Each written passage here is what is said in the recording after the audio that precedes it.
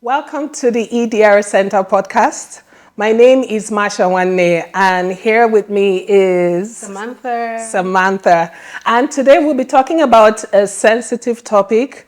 It's titled Red Lipstick, Unseen Scars. And it's mostly about how women are treated in the professional arena, how they feel deep inside, and how they pretend that everything is fine.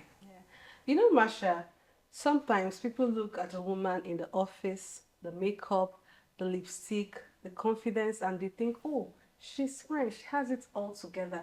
But they have no idea what's going on behind the face. Yes, they don't. They really don't. And you know what, Samantha, it's not easy.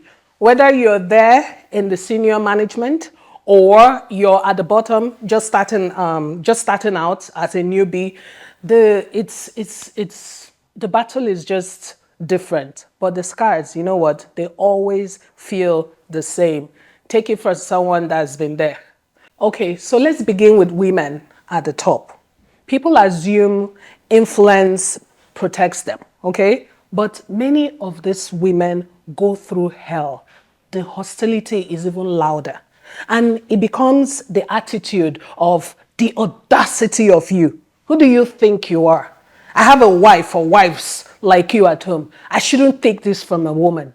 And you know, Samantha, the painful thing is it doesn't matter how polite or professional or even competent that woman is. The disrespect that comes with entitlement, like her authority is an insult to people in her workplace, people who shouldn't, you know? And you can imagine when it's a woman, doing it, it even stings deeper. What makes her so special? This is no place for fashion. This is no place for your pretty or flashy self. Why? And before you know it, the isolation starts. The rumor mongering, that's my favorite part. The rumor mongering, the quiet sabotage, it just comes together. Okay, that's this kind of environment can crush anyone mentally and physically as well. You don't know the half of it. I've lived through it. I've developed insomnia. I will lock myself in the nearest restroom and cry for a few minutes and wash my face and walk out like nothing happened. In fact, I was breaking. I didn't even recognize myself.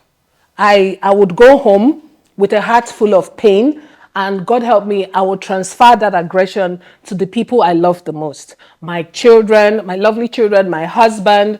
I became a version of myself I never planned to be. And that's the tragedy of workplace bullying. The wound never stays at work, it follows you home. It changes how you love, it steals your joy, just like you said. It will change how you treat your family, how you see them.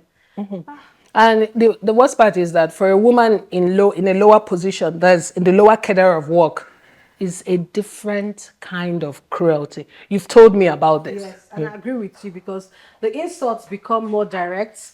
They get spoken to harshly, given degrading and impossible tasks, ideas stolen from them, from their mouth, feelings dismissed because you don't have rank. You understand? And then there are managers that weaponize this power, turning authority into fear. And what still gives me chill is that story you told me earlier. The one about the manager that, told her subordinates to go flush the toilet. And she didn't just end there. She added that you even remind me of what you see inside there. Referring to the poop.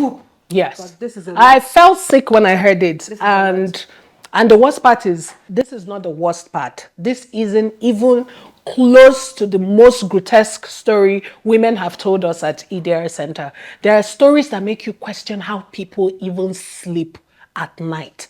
They face humiliation silently, enduring it day after day because they need the salary, because they fear reprisals, because nobody wants to be labeled a troublemaker. And these things breaks the soul. They break Definitely. your confidence, they break your identity. You walk into work one person and you live as someone else entirely. And yet, Samantha, we show up every day with red lipstick. We give our best. We try to stay strong. We pretend.